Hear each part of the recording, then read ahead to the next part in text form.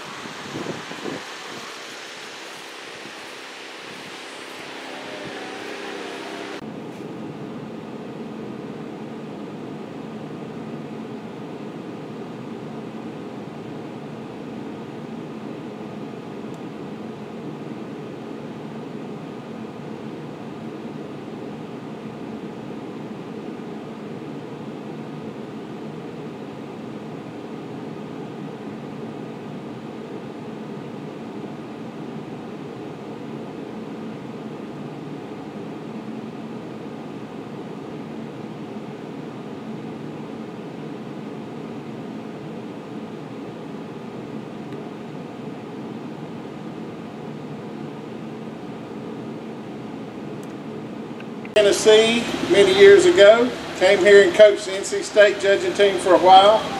Now he runs Rogers Cattle Company with his lovely wife Sharon, and he also works with Dr. Poole with the Amazing Grazing Program with the North Carolina State North Carolina Extension Service. Johnny's a Red Angus producer, so we're going to let him talk about the Red Angus. He's also a Red Angus board member, national board member, so pleasure to have Johnny with us today. Thanks, Bubba. I'll talk to you about the Red Angus Heifers. Before I do, I'll talk about senior Red Angus reasons.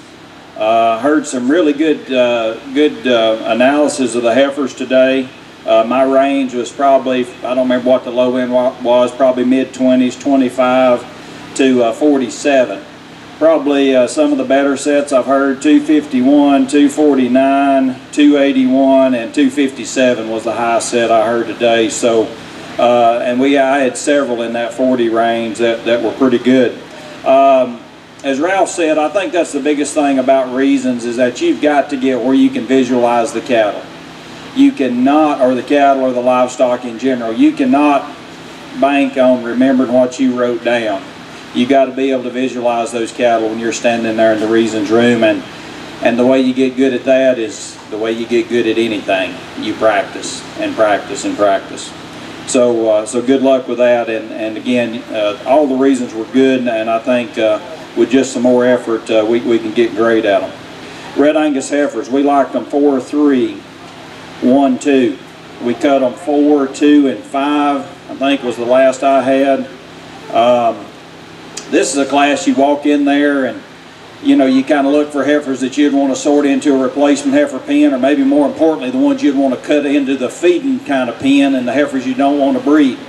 And I think you could find a dark red heifer in number 2 that you'd kind of want to analyze her as being a little narrow made, shallow ribbed, flat ribbed, kind of high flanked heifer that kind of gets pinched at her pins.